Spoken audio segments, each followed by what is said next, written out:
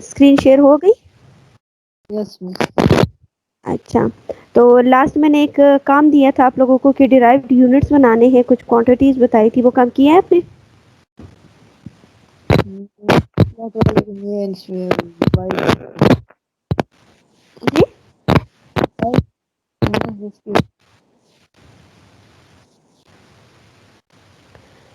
चले अब इसको आप देख लें कि अब हमारे पास हम लोगों ने इंस्ट्रूमेंट्स देखने हैं कि मेजरिंग इंस्ट्रूमेंट हमारे पास कौन कौन से हैं। आपके जो सिलेबस में है वो सिर्फ एक वर्नियर कैलिपर है, ठीक है। अब अगर हम इसके अलावा भी हमारे पास और भी होती हैं, जैसे हम किसी भी चीज़ की लेंथ को जो है वो मेजर कर सकते हैं। अब यहाँ पे मैं कुछ एग्जांपल्स एक दो बता देती हूँ, उसके बाद फिर हम आगे अपने कि इस ये चीज़ जो है हमें वर्नियर कैलिपर जो है वो क्यों इस्तेमाल करना पड़ता है, क्यों उसकी यूज़ जो है उसका हमें करना पड़ता है। तो यहाँ पे ये अगर आप देखो तो इस टेबल में देख लो कि यहाँ पे डिफरेंट रेंज दिए हुए हैं कि मेजरिंग टेप है हमारे पास, एक मीटर रॉड है, वर्नियर कैलिपर है और एक स्क्रू गेज है। इन सब की एक रेंज दी हुई है और ये एक्यूरेट हमें कितना किसी भी चीज़ का डायमीटर जो है वो बता सकती है। अगर आप मेजरिंग टेप को देखो तो ये तकरीबन 0 से लेकर 5 मीटर तक यानी इतनी स्मॉल अमाउंट में आपको एक रीडिंग दे सकता है, ठीक है। तो इसकी एक्यूरेसी कितनी होगी, वो 0.1 तक, ये मतलब एक्यूरेट एक आपको वैल्यू दे सकता है। देन उसके बाद अगर मीटर रॉड को देखें तो वो 0 से लेकर 1 मीटर तक है और इसकी एक्यूरेसी भी 0.1 है।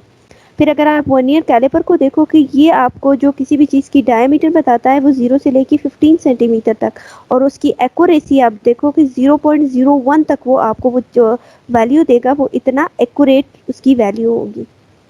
सेम अगर फिर हम माइक्रो स्क्रू गेज के देखेंगे तो वो हमारे पास 0 से लेके 2.5 सेंटीमीटर तक आपको रीडिंग देता है और इसकी जो एक्यूरेसी है ये फिर और मज़ीद ज़्यादा है as compare to vernier calliper, ये 0.01 मिलीमीटर तक है, ठीक है। अब वर्नियर कैलिपर है क्या, अगर हम वर्नियर कैलिपर को देखें तो वर्नियर कैलिपर जो है वो हमें मेजरिंग अलाउ करता है, यानी अगर हमारे पास एक स्मॉलेस्ट चीज़ है जिसकी मेजरिंग हमारे पास 0.0 में आ रही है तो ये आपको जो है अलाउ करता है, या आप किसी भी ऐसी चीज़ को, इतनी छोटी सी चीज़ की आप मेजरिंग कर सकते हो जो कि 0.01 सेंटीमीटर तक की आपको मेजरिंग प्रोवाइड कर सकता है। अब अगर हम देखें इसको कि वर्नियर कैलिपर होता कैसा है, ये है किस तरह, अगर आप इसको देखोगे तो ये हमारे पास जो है स्केल इसकी कितनी होती है, 9 मिलीमीटर तक लॉन्ग एक स्केल होती है जो उसको डिवाइड किया जाता है 10 डिविजन्स में।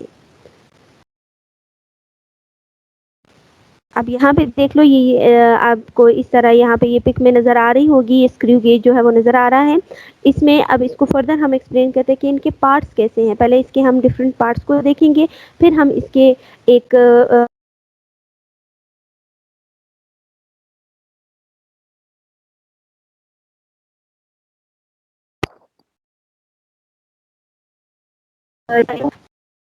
जितना हो वो 2.4 सेंटीमीटर से लेके 2.5 सेंटीमीटर तक आपको आप जो है उसकी मेजरिंग करना चाहते हो कि इतनी रेंज में या इन दोनों रेंज के इनकी बिटवीन अगर कोई भी ऑब्जेक्ट है तो आप उसको जो है मेजर करना चाहते हो, तो उसके लिए आप वर्नियर कैलिपर को यूज़ करोगे। सेकंड अगर आप देखो तो इसमें हमारे पास डेसिमल नंबर्स भी आते हैं। तो डेसिमल नंबर अगर हम देखें, ये एक मार्किंग होती है वर्नियर स्केल के ऊपर जो कि इसकी मेन स्केल के साथ जो आके है वो क्या करती है, कोइंसाइड करती है, ये आके उसके साथ मिलती है, तभी आप एक रीडिंग जो है वो प्रॉपर ले सकते हो। यानी जो आपके पास ये वर्नियर कैलिपर है इसमें अगर आप यहाँ पे देखो कि दो आपके पास जो है वो स्केल्स नज़र आ रही हैं, एक ये जो नीचे वाली स्केल है और एक ऊपर स्केल है। जो ऊपर वाली स्केल है उसको हम कहते हैं मेन स्केल, और जो नीचे आपके पास है वो क्या है, वो एक मूवेबल इसका एक ये जॉ नज़र आ रहा है, ठीक है, डिपेंड करता है दो जॉस पे। तो ये मूवेबल जो जॉ है यहाँ पे भी आपके पास एक रीडिंग प्रेजेंट है, ठीक है। तो इसमें टोटल कितनी डिविजन्स आती है, 10 डिविजन्स होती हैं। और ऊपर जो अगर आप देखो तो वो हमारे पास तकरीबन ये 0 से लेके 100 तक इसके हमारे पास लेंथ आ सकती है, इसकी मेजरिंग हो सकती है। यहाँ पे इस चीज़ को उन्होंने फर्दर और एक्सप्लेन करके बताया कि हमारे पास एक मेन स्केल रीडिंग कौन सी हो सकती है और एक वर्नियर स्केल कौन सी हो सकती है। जो मेन स्केल है जैसे कि अभी मैंने अब पीछे आपको बता दिया था कि ये जो बड़ा हमारे पास ऊपर इसका जो नॉन मूवेबल इसका पार्ट होता है, नॉन मूवेबल जॉ होती है, वो हमारे पास बताता है वो उसका मेन स्केल होता है। और वो जॉ जिसको आप मूव कर सकते हो, जिसे हम आप कोई भी इंस्ट्रूमेंट की अगर रीडिंग लेना चाहे और उसको एडजस्ट करेंगे तो वो हमारे पास कहलाएगा वर्नियर स्केल। अब इस वर्नियर स्केल से हम रीडिंग कैसे ले सकते हैं? अच्छा, इसमें वो कह रहा है कि यहाँ पे अगर आपके पास जो 8 मार्किंग होती है वर्नियर स्केल की, जब वो कोइंसाइड करती है और किस चीज़ पे, मेन स्केल के साथ, तो यहाँ पे उसको उन्होंने किस चीज़ से रिप्रेजेंट कर दिया है, सी से। अब यहाँ अगर आप लोग देखो कि ये जो हमारे पास वर्नियर स्केल है कि ये पॉइंट्स अगर आप ले लो यहाँ से लेके 5 तक और इधर भी मजीद 5, तो ये टोटल इसकी जो डिवीजन है वो कितनी होती है, वो 10 डिवीजन्स होती है, ठीक है। अब यहाँ पे कह रहा है कि ये एक चीज़ है, कोई भी एक ऑब्जेक्ट है जिसको अभी हम लोगों ने मेजर करना है, तो इसकी मेजरिंग जब हम इसको इन वर्नियर कैलिपर के जॉ में रखेंगे तो हमें जो हमारे पास ये मूवेबल स्केल होता है वर्नियर का, इसको हमने मूव करवाना है और हम इसको ऐसे एडजस्ट करते हैं कि जब ये चीज़ हमारे पास कंप्लीट इसके अंदर फिक्स हो जाए और ये मज़ीद मूव ना हो, तब उसके बाद फिर हम लोगों ने रीडिंग्स देखनी है मेन स्केल की और जो हमारे पास वर्नियर स्केल है कि इनमें कौन कौन से जो पॉइंट्स है या कौन से नंबर्स है वो कहाँ पे एक दूसरे को कॉन्साइड कर रहे हैं। यहाँ पे अगर आप देखो तो इधर से ये वाला जो पॉइंट है ये स्टार्ट हो रहा है, यहाँ पे ये आ गया 2, उसके बाद आगे अगर हम इसको देखिए, काउंट करो आप, 1 2 3 4 5 6 7 8, ये 9 है, ठीक है। और ये वाला स्केल यहाँ पे इसके साथ ये कंप्लीट आके कॉन्साइड कर रहा है या यहाँ पे ये इसके साथ मिल रहा है। फिर इधर से अगर आप देखो तो यहाँ पे इन्होंने कहा कि ये पॉइंट सी इन्होंने लिया हुआ है कि यहाँ से एक रीडिंग उन्होंने ये ली हुई है, तो ये मेरे पास हो गया 5 6 7 8, तो ये 8 यहाँ से आ गया है कि मेन स्केल में आपके पास कहाँ तक वो उसको रेंज जो है उसकी आ रही है, वो 8 पे आ रही है। और अगर हम इसकी मेन स्केल पे देख लें तो वो हमारे पास क्या आ रही है, 3.2 आ रही है, यानी 3 से अबव हमारे पास इसकी रीडिंग आ रही है। अब वो कह रहा है कि अगर हम डिस्टेंस देखेंगे, ए बी का जो डिस्टेंस है वो कितना है, वो उनके बीच में जो डिस्टेंस आ रहा है वो 0.08 सेंटीमीटर है। तो इसका मतलब है जो आपके पास ऑब्जेक्ट मौजूद है उसकी टोटल लेंथ कितनी है, 2.48 सेंटीमीटर उसकी लेंथ है। अब यहाँ पे देखो ये हमें कैसे पता चल रहा है, देखिए ये हो रहा है, ये 2 के बाद अगर पॉइंट देखो 1 2 3 4, ठीक है, 4 हो रहा है और ये आपके पास क्या आ जाएगा, 5 आ जाएगा। तो इसको अगर हम देखें तो ये 4 कंप्लीट हो रहा है और 8 को अगर आप देखो ये कंप्लीट जो इसका पॉइंट है ये कंप्लीट इसके साथ कोइंसाइड नहीं कर रहा, बल्कि ये इस पॉइंट से थोड़ा सा आगे की तरफ है, ठीक है। तो इस ए पॉइंट को जहाँ पे ये आपके पास इसकी कंप्लीट जो मेन स्केल का एक पॉइंट आ रहा है 2 के बाद, वो उन्होंने कंप्लीट लिया है। और जो उसके बाद नेक्स्ट वाला स्केल है, ये जो वर्नियर कैलिपर का स्केल है, ये कंप्लीट इसके साथ मिल नहीं रहा, बल्कि ये इससे थोड़ा सा आगे है, तो हमने इसी पॉइंट को लेना है। तो ए और बी के बीच का जो डिफरेंस है, ये यहाँ पे जो इसकी मेजरिंग है वो कितनी है, 0.0 सेंटीमीटर है। अब ये चीज़ तो हमारे पास आ गई है, ठीक है। हमने मेन स्केल और वर्नियर स्केल की रीडिंग्स को जो है वो एक दूसरे के साथ कंपेयर कर लिया कि कितना हमारे पास ये पॉइंट यहाँ पे आ सकता है। अब इसके बाद ये 0.08 हो गया, देन अब हम यहाँ पे काउंट करेंगे मेन स्केल पे जितनी भी हमारे पास नंबरिंग आ रही है, ये रीडिंग्स आ रही है, उनको हमने काउंट करना है। तो जब मैं काउंट करूँगी तो ये हो जाएगा 2 1 2 3 4, यानी 2 के बाद 4 जो है 2.4 कंप्लीट है और नेक्स्ट जो है वो कितना है, 0.08 लिया हुआ है। तो 2.4 में जब मैं 0.08 को ऐड करूँगी तो it will be equal to 2.48 centimetre. तो हमारे पास इस ऑब्जेक्ट की जो लेंथ आई है, उसका जो उसकी लेंथ हमने इस वर्नियर स्केल के थ्रू फाइंड आउट की है, दिस विल बी 2.48 सेंटीमीटर। अब यहाँ पे डिफरेंट पार्ट्स को अगर हम देखें, अच्छा इसी से मैं आपको एक और इससे रिलेटेड मेन के हमारे पास, हम इसके थोड़े से पार्ट्स को जो है वो डिस्क्राइब कर लेते हैं कि कौन कौन से पार्ट्स हैं हमारे पास। अभी जितना मैंने बताया इसमें से कोई पॉइंट अगर आपने पूछना हो, नहीं तो फिर मैं आगे की तरफ हम लोग चलते हैं।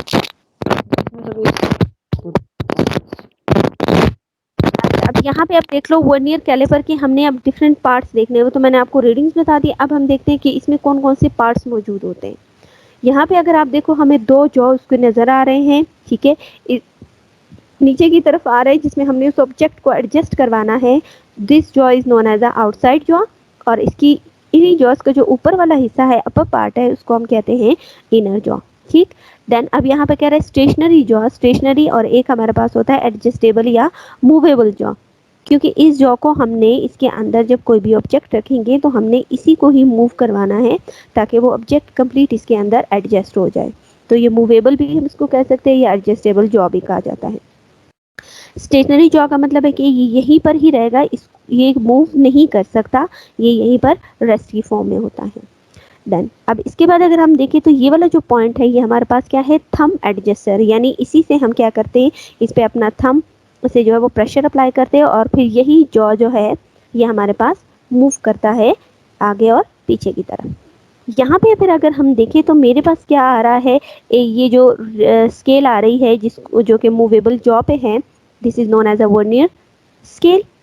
और देन उसके बाद जो हमारे पास मेन जो है, इन्होंने कहा कि beam with a main scale, ये आपके पास जो है उसका मेन स्केल आ गया और यहाँ से ये जो मूवेबल जॉ है उसकी ये एक डेप्थ आ रही है, ये यहाँ से इसकी एक ये निडल की फॉर्म में ये पार्ट इसका आगे पीछे की तरफ निकल सकता है। अब वर्नियर स्केल को अगर हम इसको देखें तो वो कह रहा है कि वर्नियर स्केल में जो है दो मेन पार्ट्स होती हैं। पहले मतलब दो हमारे पास उसके मेन स्केल होते हैं जिनसे हम कोई भी रीडिंग या कोई भी मेजरमेंट ले सकते हैं। मेन जो बीम है वो क्या करती है, ये हमारे पास नॉन मूवेबल पार्ट होता है और इसके अंदर मेन स्केल जो है वो मौजूद होती है या उसमें सब स्केल्स, बाकी सारे स्केल जितनी भी होंगी, मेन स्केल होगी या उससे छोटी और उसमें मेजरिंग आ जाएगी और स्केल्स होंगे तो वो सारे कहाँ पर प्रेजेंट होते हैं, मेन बीम में होते हैं। सो इसीलिए हम इसको कहते हैं कि this is known as a main scale, क्योंकि यहाँ पे हमारे पास ज़्यादातर जितने भी मेन जो नंबरिंग मौजूद होती है वो इसी मेन स्केल के ऊपर ही ये रीडिंग्स प्रेजेंट होती हैं।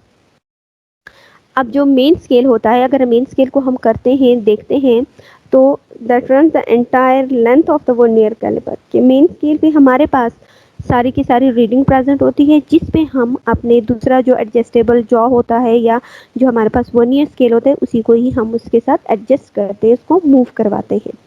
सेकंड कह रहा है कि सिमिलर, ये बिल्कुल इसी तरह ही काम करता है जैसे हमारे पास एक माइक्रोमीटर होता है। देन अब इसमें वो कह रहा है कि देन इसके बाद ये जो दो स्केल्स होती है यूजुअली ये हमारे पास क्या होती है जो कि मेन बीम पे प्रेजेंट होती है, ये एक एम्पेरल को कहते हैं और एक को हम मैट्रिक स्केल कहते हैं। इंपेरियल स्केल जो होता है वो क्या करता है, वो इंचीज की फॉर्म में होता है, उसमें हम इंचीज का काउंट कहाँ से कहाँ तक, 0 से लेकर 6 तक ये होता है और देन मे बी ये इससे ज़्यादा भी हो सकता है। फिर अगर स्केल को हम मज़ीद और डिवाइड कर देते हैं इंटू 1 इंच, मतलब 1 इंच के सेगमेंट्स में या पार्ट्स में भी हम इसको डिवाइड कर सकते हैं। देन फिर बीम जो है ये अलाउ करता है हमें 3 रीडिंग्स बताता है। कौन कौन सी 3 रीडिंग्स, एक तो वो हमें कंप्लीट 1 इंच की फॉर्म में भी रीडिंग दे सकता है। दूसरा अगर हम मेजर स्केल देखेंगे, मेजर डिविजन्स जो होती है वो कितनी होंगी, फॉर एग्जांपल 0.400 हो जाए, या फिर अगर हमारे पास माइनर डिवीजन हो जाएंगी तो ये 4 से जो है लेस होगा, ये 0.0 की फॉर्म में आएगा। So these all are read at the, ये जितनी भी हमारे पास इंचेस की फॉर्म में जितनी भी रीडिंग्स होगी, चाहे वो ग्रेटर वैल्यू हो या चाहे वो हमारे पास छोटी वैल्यूज हो, ये सारी हमारे पास कहाँ पे ये रीड होती हैं, ये मेन बीम स्केल पर ही रीड होती है। अब एम्पेरल स्केल का हमने कहा था कि अगर हम इसकी 1 इंच की जो डिवीजन होती है उसको मज़ीद 10 पार्ट्स में हम उसको डिवाइड कर सकते हैं। जब हम उसको मज़ीद 10 पार्ट में डिवाइड करेंगे तो ये तो या 1/10 भी हो सकता है और 0 पॉइंट में अगर हम इसको डिवाइड कर देते हैं 1 को 10 के साथ तो ये वैल्यू हमारे पास आ जाएगी 0.100 इंचेस। फिर कह रहे हैं कि अगर इसको मज़ीद हम और पार्ट्स में भी डिवाइड, इस 100 का हम 4th पार्ट भी ले सकते हैं कि अगर ये एक जो इंच आ रहा है इसको पहले मैंने 10 डिविजन्स में डिवाइड किया, फिर उसी को मज़ीद हम और इसके अगर 4 पार्ट्स और कर देती हूँ तो ये वैल्यू मेरे पास इक्वल हो जाएगी 0.02, यानी हम इतनी इसको स्मॉल जो है वो रीडिंग्स में या स्मॉल वैल्यू में भी इसको लेकर आ सकते हैं। उसके बाद जो हमारे पास नेक्स्ट होता है मैट्रिक स्केल। मैट्रिक स्केल जो है उसमें सिगमेंट्स जो होती है वो सेंटीमीटर से लेकर मिलीमीटर तक होती है, यानी 1 सेंटीमीटर से लेके या उसको हम लोग 1 सेंटीमीटर में भी कन्वर्ट कर सकते हैं या फिर उसको हम 10 मिलीमीटर में भी उसकी रीडिंग ले सकते हैं। सेम इसी तरह जैसे अगर हम लोग स्केल देखेंगे, हमारे पास जो रूलर होता है, आम जो स्केल हम यूज़ करते हैं, उसमें भी अगर आप देखो तो आपके पास सेंटीमीटर भी आता है, इंचेस भी लिखे होते हैं, उसमें मिलीमीटर भी लिखा होता है। तो सेम यहाँ पर भी ये रीडिंग ऐसी ही लिखी होती है।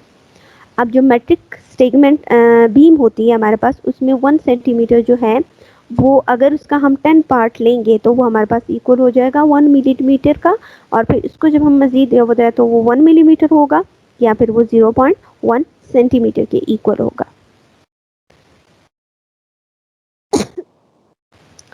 अच्छा, अब यहाँ पे जो मेन चीज़ है हमारे पास कि हम किस तरह रीडिंग ले सकते हैं एक वर्नियर कैलिपर से।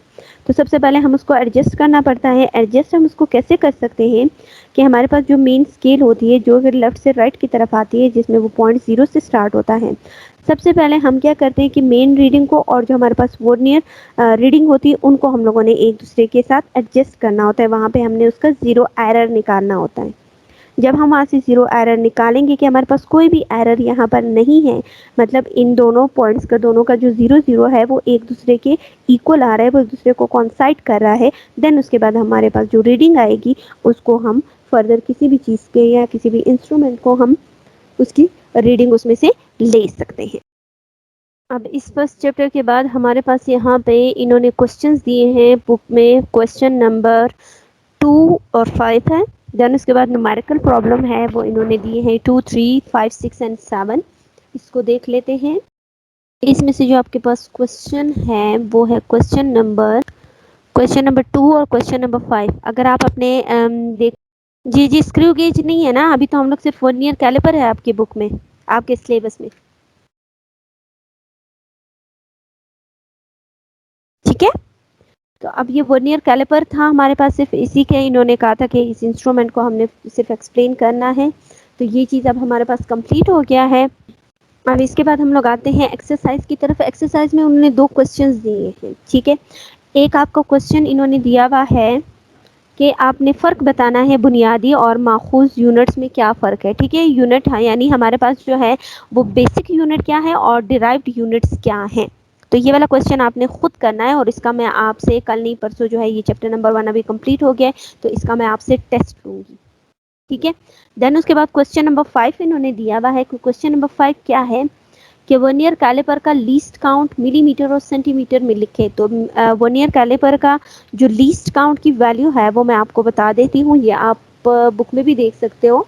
इसकी जो लीस्ट काउंट की वैल्यू है वर्नियर कैलिपर की, सेंटीमीटर में भी बताना है और उसको मिलीमीटर में भी बताना है। तो वर्नियर कैलिपर को अगर आप लिखो इसकी least count values for vernier calliper, ये आपके पास है। मिलीमीटर में अगर आप करोगे तो 0.1 मिलीमीटर है, और अगर आप इसको सेंटीमीटर में करोगे तो ये आपके पास आएगा 0.01 सेंटीमीटर। ठीक है, लीस्ट काउंट वैल्यूज जो है ये आपके पास वर्नियर कैलिपर की यही आएंगे। तो ये क्वेश्चन है आपके पास क्वेश्चन नंबर 5 का आंसर। ठीक है, और इसमें जो क्वेश्चन नंबर 2 है वो मैंने अभी आपको बता दिया कि क्वेश्चन नंबर 2 जो है वो क्या है, उसमें आपने बताना है कि बेसिक यूनिट्स क्या हैं, डिफ्रेंशिएट करना है between basic unit and derived units. इसकी आपने डेफिनेशन भी लिखनी है। ठीक है, दोनों की डेफिनेशन और साथ साथ में इसकी 2 या 3 एग्जांपल्स भी करनी होगी। ठीक है, तो ये हो गए 2 क्वेश्चंस आपके पास। उसके बाद इन्होंने दिया हुआ है कि न्यूमेरिकल प्रॉब्लम है। न्यूमेरिकल प्रॉब्लम है वो है क्वेश्चन नंबर 2, 3। अब एक्सरसाइज पे इसको देखते हैं कि हमारे पास इसका जो न्यूमेरिकल प्रॉब्लम है क्वेश्चन नंबर 2 पे क्या है, 3 कौन सा है। अच्छा, इसमें क्वेश्चन नंबर 2 को अगर आप देखो तो वो कह रहा है कि न्यूट्रॉन का मास अगर आपके पास इतना है तो इसे ग्राम और मिलीग्राम में हम कैसे तब्दील कर सकते हैं। सिंपल, एक बड़े यूनिट को एक छोटी सी यूनिट को या छोटे यूनिट को ग्रेटर यूनिट में हम किस तरह कन्वर्ट कर सकते हैं। तो ये मैं आपको इसकी जो है न्यूमेरिकल प्रॉब्लम ये करवा रही हूँ, इसको भी आप देख लो। तो ये आप देख लो पेज नंबर, यहाँ पे जो मेरे पास है वो पेज नंबर 17 है। आप ज़रा उसको चेक करो कि पेज 17 पे आपके पास बेस यूनिट्स की डेफिनेशन है। अगर है तो वो आप मुझे बताओ, देन उसके बाद फिर मैं फर्दर आपको बाकी भी बता देती हूँ। दोनों चीज़ें इसमें डिराइव्ड यूनिट्स भी प्रेजेंट है इसी पेज पे और बेस यूनिट्स भी इसी पेज पर आपके पास मौजूद हैं। ये है page number 17। Question number 2 exercise का। अच्छा, ये मैं अभी आपको जो है हमारे पास टीचर यूनिट नंबर 1 खत्म हो गया है। इसमें पहले मैंने आपको इंट्रोडक्शन ऑफ फिजिक्स पढ़ाया था, उसके बाद हमने कुछ क्वांटिटीज़ पढ़ी थी कि फिजिकल क्वांटिटीज़ क्या है, फिर उसके बाद हमने उसका यूनिट्स देखे थे, डिराइव्ड यूनिट्स क्या है, जो है बेसिक यूनिट्स क्या है, या बेसिक क्वांटिटी क्या है, डिराइव्ड क्वांटिटी क्या है। ये जितनी भी चैप्टर में अभी जितना हम लोगों ने कंप्लीट किया है, नेक्स्ट क्लास में मैं इस पूरे चैप्टर का आपसे टेस्ट लूँगी। इसमें जो इन्होंने क्वेश्चन दिया है, एक्सरसाइज का जो क्वेश्चन है, क्वेश्चन नंबर 2 और 5, ये भी इसमें इंक्लूड होगा। और न्यूमेरिकल प्रॉब्लम मैं आपको आगे जो है वो फिर हम लोग आगे क्लास में मैं इसको कवर करवा दूंगी। एक दफ़ा मैं आपसे टेस्ट ले लूँगी, टेस्ट के बाद फिर मैं ये न्यूमेरिकल प्रॉब्लम्स भी हम इसको कवर कर लेंगे। ठीक है, चले ओके। अब आपकी आवाज़ मुझे नहीं आ रही है तो ठीक है, अब हम आज अपनी क्लास इसी जगह पे वाइंड अप करते हैं। ठीक है, तो फिर अभी नेक्स्ट क्लास में आपका टेस्ट भी होगा और ये 2 क्वेश्चंस आपने लिखने भी हैं, ये 2 भी इसी में इंक्लूड हो जाएंगे। ठीक है, वो आप ओवरऑल आपका पूरा चैप्टर जब आप करोगे तो उसमें ये चीज़ें ऑटोमेटिकली, ये क्वेश्चन जो है वो आ जाएंगे उसमें। ठीक है, सो अल्लाह हाफिज़।